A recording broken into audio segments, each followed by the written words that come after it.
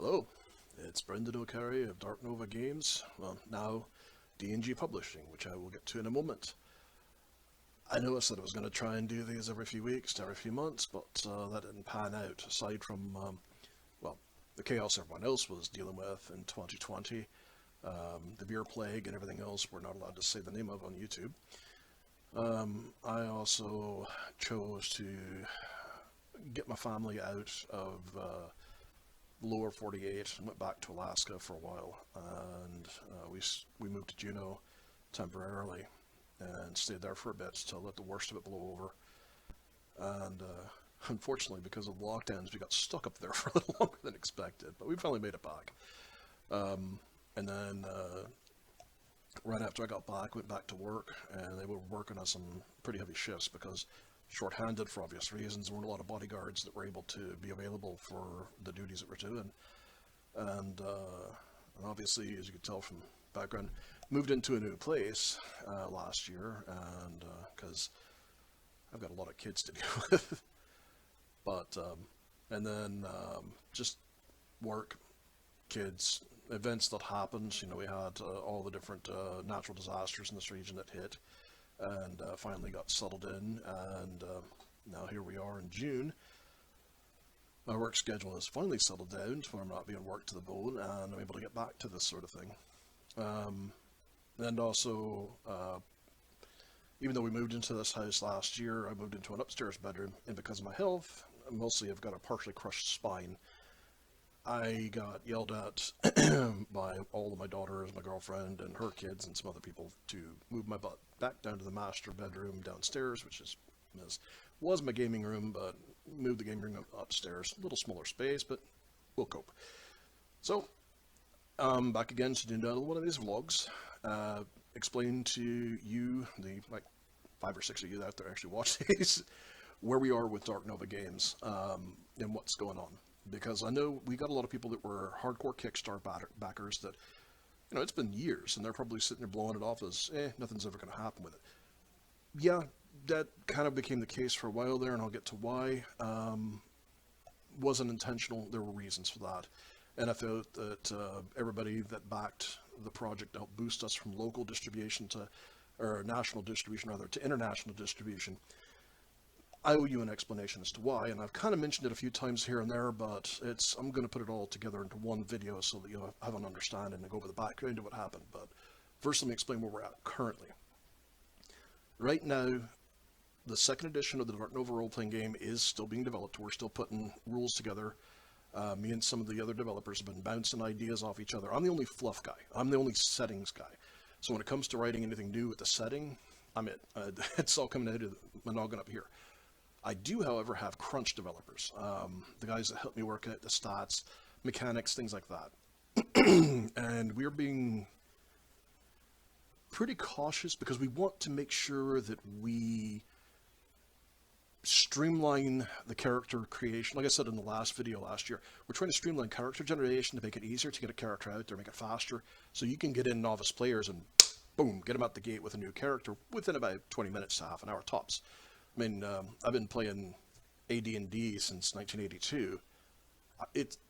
I can do a character in about 90 seconds, or if I put more depth into it, it'll take me a couple hours to put one together. It all depends. I want that sort of adaptability in the way we decided we are going to do it, since it is a skill-heavy game, is to create pre-gen archetypes that players can literally take right out of the book and start playing. That's going to make it easier for the novice players, and also for novice GMs as well, because they're not going to have to deal with it. All they have to do is look at the numbers that are already put together there. They don't have to do the math to crunch it all together. But people that want to modify those or to make their own characters, the same rules are still going to be there for the character development. We're just putting an easy mode in, if you will, as opposed to the more complex method that we use nowadays. We are streamlining skills, and we're going to work that out to make it easier, because that's one of the biggest hang-ups that we had with character development, was the fact that skills, they're important to the game. They're very critical in how you do things, but we did have a little bit of an extra layer of complexity that really didn't need to be there, and we're getting rid of that. And we're also trying to make sure that we're doing this with a mind to keeping it compatible enough with first edition to where you don't like I said, I don't want to force you to go out and buy an entirely new main core book. If you want to, great. And there's going to be a lot of new artwork and a whole lot of new stuff, new history, things like that. But I don't want you to have to, because they're not cheap, I'm going to be honest. But I want you to be able to take the errata out of the Dark Nova Companion and War, the newer editions that are coming out.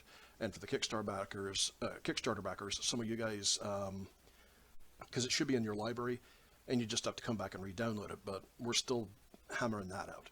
People that bought the print copies in game stores and at conventions and such, I can't really do anything with that because I don't have the addresses for a lot of those people to just send them a copy of the errata. I wish I did, but I don't. But as I said, I want you to not have to buy the new book. I want you to want to buy it, if that makes any sense. So we're keeping in mind to making sure that the rules changes we do when we retcon this are compatible enough. Like I said, the correlation that I've used before is the differences between first edition AD&D and second edition AD&D, as opposed to second edition AD&D and third edition, where they were incompatible and you really couldn't translate a character over. I don't want you to have to go through that because it drove us nuts when that came out, which is the reason why we still play first and second edition to this day, and we never got into the later editions. So those are the changes we're looking at making for second edition. There's some stuff that had to be retconned out for legal reasons, which I'll get into in a minute. And then there's also some things that I was never happy with that I always wanted to change. So second edition is still in development. War is still being developed as well.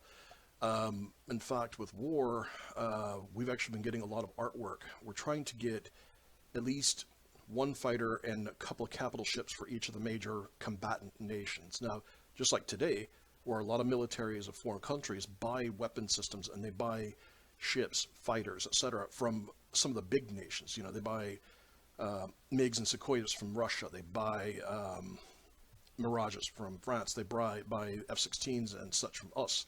You know, there's only a handful of nations that produce their own fighters and don't sell them to anybody else. And, you know, there's kind of a continuity of that 300 years down the road. It's kind of the same way things are. The Russians, that's one of their big things. They make a lot of different weapon systems, ships, fighters, things like that, and they sell them to everybody who's got the money, kind of like they do now. So you're going to see a lot of their stuff propagated throughout a lot of different systems. So not every nation is going to have their own stuff because they buy it from one of the big ones. So we're focusing on the big nations and having each of them have their own small arms, their own heavy weapons, their own armor, their own ground vehicles, tanks, walkers, things like that, their own fighters, their own ships, and so on. Also, we're working on the threats, the Orion Empire, big one there, because that's one of the key features of War and also the Heroes trilogy of the novels, is they are a big player in that because of what the events that happen in there. The Korean Empire, obviously, they're going to be a big player because there's constant raiding back and forth and whatnot, and part of the events that have happened lead to a full-blown invasion of some of their territory. Then, of course, you've got the Naradi Empire, which really hasn't been covered much up to date because they were on the fringe and they're not really dealt with it very often. They're mentioned, but they're not directly dealt with. That's going to change. The Sarog, you're going to see more of that. All the major threats you're going to run into that that the GMs will want to be able to throw at their players when they get to a certain level of strength, and also as boogeyman threats, so to speak. Now, that process, again, I've made the mistake in the past of putting arbitrary dates on things, and life keeps kicking me in the teeth every time I do that. It'll be done. I get that right now this is a bad company to quote because of what happened, but I follow CD Projekt Red's approach of it'll be ready when it's ready. It'll be done when it's done. And I don't want to promise a date and then not meet that date. They kind of broke that, and even though they knew they needed more time, they bowed to pressure and put out a game that wasn't finished yet. And you saw how that went out, so I don't want to do that. It'd be like The Witcher 3. They'll fix it eventually, but the box release is going to burn them for a while. We're also bringing in, both for the second edition and for War and for the companion and all that, we've got new artwork that's being commissioned.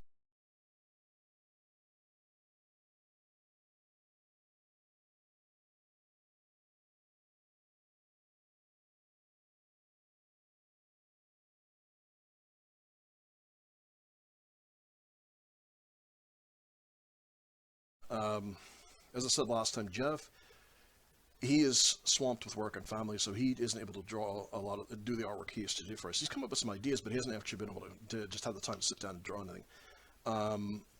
Erica had some health issues, serious health issues, and so my two primary artists that I used before that I loved to death, kind of out of the picture right now, so I'm having to go to other sources, which is more expensive, but that's pretty much what all the money that the company, the sales of the books are making right now, it's all getting turned right back around to go into getting artwork for, I don't make a dime off of it. It is a for-profit company, but at the same time, I have to reinvest that money into this to be able to make it grow and become better, instead of just lining my pockets and running. And that's one of the things that I know a lot of the Kickstarter backers are concerned about, because there have been some scams out there. No, I didn't make a damn thing off this at all. All the money that I've made from this has been reinvested back in the company to pay Roman and other artists for the artwork that they've done, to pay for printing costs and such like that. Anyway, so I'm trying to improve the product for my players, my Kickstarter backers, and everybody else out there that's interested in the game. Dark Nova is built on its setting. That is its foundation.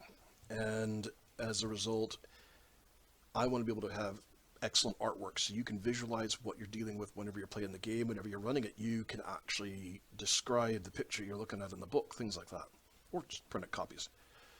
And in addition to that, I'm also retconning the history file. Again, big problem with arbitrary dates. I had a plan on, I knew how the history went between now and then. I didn't have dates. I knew that there was this event would happen, this event would happen, this event would happen, and this event would happen. Scarily enough, a lot of those have actually happened now, which is a little disturbing to say the least. But I didn't have dates for them. I just knew that A, B, and C would happen, and X, Y, and Z would follow. So when I wrote that out, fictionalized it and fluffed it out quite a bit. One of the things that I made the mistake was putting arbitrary dates in. And now this is actually, there's an in canon reason why that was a bad idea, and that is the destruction of the networks, destruction of databases and whatnot that happened during World War III. World War III was not a conventional war in the sense that we've ever seen one before. Yes, there were conventional forces that went against each other. You had tanks shooting at each other, infantry shooting at each other, fighters shooting each other down. But the most devastating part of the war, and a few nukes, not many, a few nukes got tossed, but those were mostly between the non-primary belligerents. The hands down the most destructive thing that happened in that war was a combination of infrastructure warfare and cyber warfare that wiped out vast databases of information, took out whole swaths of power grids, food production, chains of supply, knocked out telecommunications, the whole 9 yards. Since when I first wrote this, I first wrote that history file back in about 2005. So look at the events that have happened since 2005, and you can see how it was a little creepy in what actually did come to pass. I knew that there was going to be a dependence on digital data storage. I had no idea it would be as bad as it is now. I had no idea we would go so hardcore. I never thought people would be, I'm going to be honest, stupid enough to commit everything to digital storage and none of it to hard copy. I have been bloody stunned with what I have seen. Working for government agencies, how much of what they rely on is digital, is put on databases in computer systems, not hard copy. Your credit history, your banking, your income, everything from the chain of the hours you work to going to ADP or whatever is used, to it going to the payroll, the taxes being deducted, getting deposited into your paycheck. You never see a paper form in most cases. I'd say 75% of Americans and Europeans don't ever see paper. It's all done digitally. When that is wiped out, everything you did, your work, your data, all your income, gone. That's how you start civil unrest. That's how you start riots. And that's exactly what happened. Things were falling apart before the rocks fell. And that was the chain of progression I wanted to put in there. The problem is that I never had a date for it. I just threw one in there arbitrarily. That date's come and gone, and obviously shit didn't hit the fan, so I've got to go back and retcon it, and I have to write it in such a way to where it explains why we don't have the exact dates was because all that data was wiped out. We know this happened at this time. We know this happened at this time, but things are a little fuzzy as to exactly what happened before then because so much information was lost. And remember, that's being written from the perspective of somebody 300 years down the road. We look back at things that happened in the 1700s, we're a little fuzzy on what happened then, even with everything having been written down, and a lot of those records actually haven't been preserved because we weren't there. And there's a lot of also the hindsight filter. So the history file is getting retconned accordingly. There's new artwork being put in, and it's all being done in an effort to improve the product. So with that, as I said last time, my focus right now has been largely on the novels. It doesn't mean I've given up working. Like I said, we're still developing the books, but I'll write a few paragraphs or a few pages here for the novels, and then next day I will have writer's block or something. So I'll start working on some files on different rules we can do, developing new weapons, developing little bits and pieces of lore that I can just stitch together into something, and then come up with. There's a description of a new company, new race, new things like that. So it's all being worked at together. I have catastrophic ADHD, and as you can probably tell from watching my videos, and what I'm doing right now is I'm working on the Heroes trilogy. I'm finishing out the Calling of Heroes. That's getting wrapped up here pretty shortly. I'm also simultaneously working on Hyperion Tales because sometimes I just can't get into the mindset of Liam, Aya, and the others from the Heroes trilogy. I suddenly want to be in the mindset of a free trader, and so I jump into that and finish that out. The Mercenary's Tale is done. Free Trader's Tale is mostly done. The Templar's Tale is about halfway done. The Courtesan's Tale is about a third done, and the rest are outlined and fleshed out. Now, I'm possibly going to add more tales in there. I don't know yet, but we'll see how that plays out. So it's getting there, but again, I don't want to give a date on when it's actually going to go to publish because that bites me in the butt every time I do it. Again, when you see it on a shelf, that's when it's published. There you go. I hate to be that way, but I'd rather be that than give you a date and it comes and goes, nothing happens. Likewise, there's not going to be any convention appearances for me for 2021 because I don't have anything to put on the table. And I'm holding myself to that promise that I made myself is I will not, I don't care if they're paying me to be there. I will not be at a convention and do an appearance unless I've got something new to bring to the table, literally as well as figuratively, because it's been the same product for several years. That's not fair to you, the players. That's not fair to my Kickstarter backers. That's not fair to the con people, the convention organizers, and for the panel people. Now, I love doing conventions. They're a point for me to network with you, my players. They're also something that I enjoy doing personally because I like getting in front of crowds and I like doing the panels. I like going out and talking to people. I like being able to sit there and share my passion for science fiction, for world building and things like that. I also like to help other burgeoning writers and game developers and tell them, hey, look, these are the mistakes I made. And good gods, were there quite a few of them. These are the things I did right, and they worked. And this is how you avoid these and make sure that you do these and even build on these. I love doing that. But it's not fair to the convention organizers for me to keep coming out the same bloody thing over and over and over. I actually need more product. I need to come out with something new. So not only does it help them with their marketing, but it also is good for me personally. And it's good for the players that are showing up because they come up and it's the same old book sitting on the table. Meh, got it. I'll play a game. Hey, great. But, it's not something that's going to catch people's interest as much as they come out and say, hey, he's got something new for the first time in 6 years. Fuck it, I want to get on that. So I'm holding myself to that promise that I will not do any convention appearances until I've got a new product. Now, Alcon was canceled this year because of the beer plague. Next year, I believe it's opening, but again, Jason Yarnell and his crew have gone out of the way to help me get established with the convention. And they did yeoman's work back in 2020, or 2019 rather, despite the fact that I had issues with a car that the engine literally exploded on my way down there, and had a lot of chaos that happened.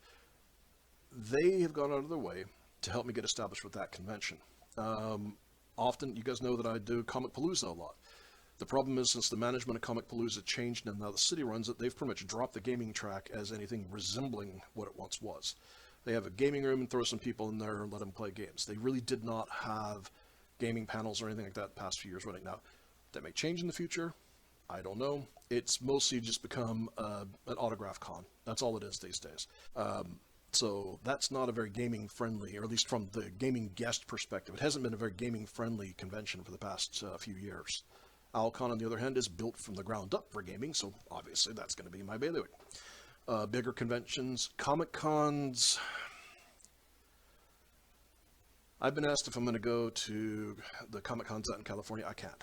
Too expensive, so there's no point in that. Dragon Con, on the other hand, and some of the bigger gaming conventions I'm more interested in. We'll feel those out in time, but for 2021, nothing. 2022, again, I've got certain conventions I'm interested in doing, some locally, some nationwide, and some at other places. I will hold to that promise, and I will not do a convention until I've got more product to put out there. So that's incumbent upon me to get my arse in gear to make sure that I got something for you, the players, and for the readers to actually have to get when you go to those conventions. And so I'm not just sitting on my butt on my laurels. I'm not pulling a George R. R. Martin and not doing a damn thing other than going to convention appearances and getting lauded for the stuff I did 20 years ago. So at this point, it's going to be based entirely on what I've got out. But in the meantime, like I said, second edition's getting worked on, War's getting worked on, novels are getting worked on, and I also have a developer who's working on moving Dirtside development from pre-alpha into alpha. That one I can give you a rough time frame, 6 to 8 months. It should be out of pre-alpha into alpha. So if we do convention appearances next year, might be ready for that, depending. Right now, we've got a base rule set for... The rule set for general combat and whatnot is established. Vehicular combat we're working on developing. More importantly, what we're trying to do is make sure that we do this in such a way. We're not trying to copy Warhammer 40k and all that. We're not trying to do like conventional, typical war games. Aside from the fact that the technology involved is so much more advanced, where your average infantry pulse rifle has got a range of 12 kilometers, you're going to be able to hit stuff on the horizon. You're not going to be worried about a 6-inch grid not being able to hit things there, because you're going to be able to zero time of flight light speed weapon be able to hit stuff on, probably 2 blocks away in scale. However, working on rules for ECM, ECCM that make it harder to hit and then make it easier to hit back and forth that will affect effective range. So we're having to work the rules for that, for carry through, collateral damage, things like that. But we're trying to do it to where instead of just trying to copy other existing, because this is one of the developer I had who was first working on Dirtside, who's no longer with us.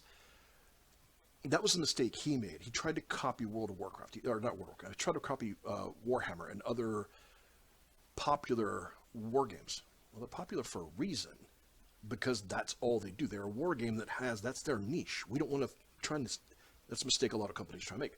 They try and horn into that niche. I don't want to do that. I wanted a miniatures war game that ties directly into the role-playing game.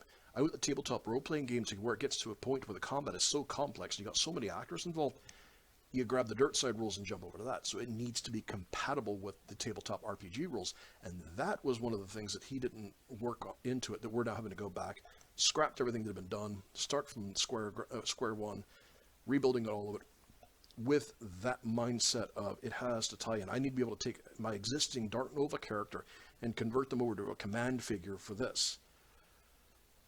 That's, like I said, about 6 to 8 months we should have that down to where we can actually start testing the more complex rules. We've already tested a lot of the basic rules and they work pretty well. Pretty easy to pick up too. Now, we're also working on prototype and placeholder miniatures. We're producing those. We've got some already done, and we're working on more. I've got a couple of walkers that I printed up, which is funny because in 28mm scale they're about yay tall, which is, that's pretty impressive to drop on a table. But yeah, so that's where the development is currently. I know this took a while to explain, but I wanted to bring everybody up to speed. People that didn't see the previous video, people that did and just wanted a refresher to find out where things are at. That's why I'm doing all of it at once. Now, the big thing for the Kickstarter backers, because this affects you more than anyone else. Why did the company effectively go into dormancy for several years? Answer, pretty simple. I got divorced. Now, that doesn't seem like it would affect the company, but you have to understand, my ex-wife was a partner in the company. She was our administrator. She was the one that was responsible for handling all the business end of it. that's not my thing. I focused on the development of the game. She focused on all the nuts and bolts of the business end of things. And so when we got divorced, because she was a part in the company, but she surrendered her portion, her controlling shares and portion of the company. And in return, I've got to legally remove her name from the company, or had to remove her name from the company immediately, but from all the product, any product produced from November of 2023 on, cannot have her name in it or her likeness in there. Now, the likeness is important because the picture of the succubus android that you find in the main book, that's actually my ex-wife. That was one of her modeling pics that I used for that, and with her permission. She thought it was funny as hell at the time. But that is a change that needed to happen to the books, which is the whole reason why the second edition was even going to happen in the first place. Because I had to remove her likeness, the succubus android picture, because I had to remove her name from it, I have to go back and rewrite the book. One change, 100 changes. Doesn't matter. It costs the same to redo the printing, so why not make a second edition while I'm at it? Which means those of you that actually got the first edition, it may very well, depending on how the success of this company goes, that may be a collector's item, so hang on to that.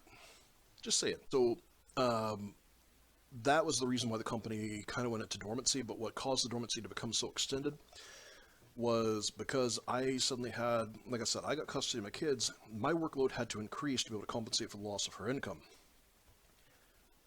That left me with no time. And on top of that, the pain from the injuries to my spine and my hip got really bad. The worst of the injuries happened in Iraq. And because of that, they weren't properly treated at the time, just because of their circumstances. And there was some of the things healed wrong. And when my private sector physician here, once I got out of the VA system in the private sector, he had kittens. He could not believe how bad he's like, this should have been taken care of. This should have been taken care of. Dun, dun, boom, boom.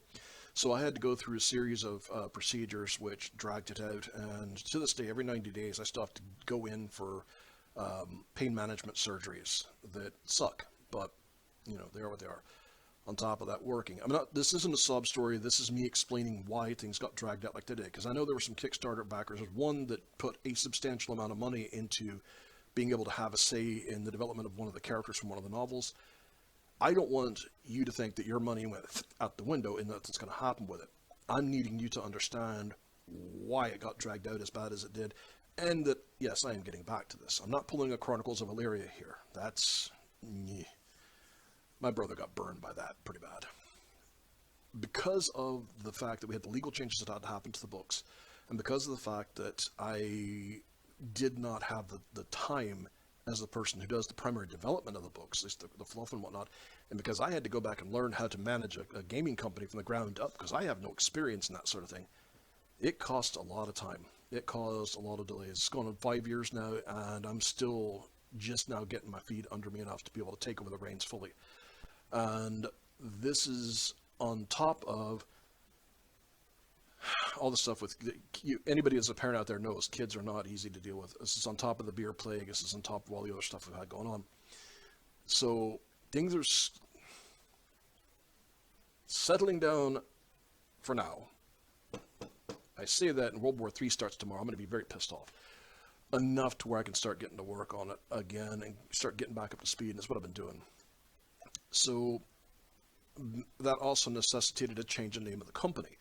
Dark Nova Games became DNG Publishing. That was actually, it wasn't required. I did that partly because it was better, just kind of separated the name a bit, but also because it allowed me to, instead of Dark Nova Games, and we just deal good games, now Dark Nova Publishing, or DNG Publishing rather, opens up to a lot of other different aspects. Publishing novels. We can actually start self-publishing stuff instead of me having to go to Bain for everything. Which I like Bain, don't get me wrong, they're a good company, but publishing through a regular publisher for primary novels is what I want to do. But for little side things, I could say I want to put out a book like the Hyperion Tales, which is it's from the perspective of the characters that are in the game. I want to be able to put that out through DNG Publishing instead and get it out there fast so the players can get it. It's also so you never know. We might have other things that crop up. Something may come up. We may have we might wind up picking up somebody who's good at animation. And actually, we've got some animated stuff going on. But the point was, I wanted it to be a broader field of what we can actually handle. And so the name was changed there. So, summing up this rather long-winded video, for which I apologize. I didn't mean to keep you guys sitting here for the better part of, buttload of minutes. We are continuing development of the second edition of the Dark Nova role-playing game. Still currently working on the Dark Nova Companion, which is all the stuff that didn't fit in the first 2 books. Still working on War, and we will be producing and publishing the second edition copies of the main book and Fortune and Glory. Once we've got it done, once we've got it play tested, because that's the thing, I did not get enough adequate play testing with the first time around, which is why we've got all these changes we need to do. Not on any arbitrary date. When it's done, when we're satisfied with it, that's when we're going to put it out for the general public to buy. War, same thing, because it's already being built from the ground up with some of the changes we've already come up with. It's going to be able to get out there pretty fast. So you might see all 3 books come out, boom, in one shot. Dirt Side is being developed and should be out of pre-alpha into alpha by next year. There were legal and practical reasons for changing up other things and for also the delays that happened. And no convention appearances until I got some new product to put out, because I don't feel comfortable doing that. Now, once I do, I've got some conventions that are at the top of my list that I want to do, because I've worked well with them in the past and they've done right by me. And I'm also going to leave it up for my players out there, that when I do a follow-up video to this to announce that, hey, I've got something done, start talking to your local conventions, because I would like to do as many as possible. I love talking to you guys. I love being out where you're at. I wouldn't even mind flying over to Europe to go see Sebastian and some of the other nutters over there in Germany that are loving the hell out of this. I want to be there for you guys to be able to talk to you face to face. And German beer is, there's that too. I'm not going to lie. But anyway. So that's the current state of Dark Nova and where we're at. And until next time, signing off.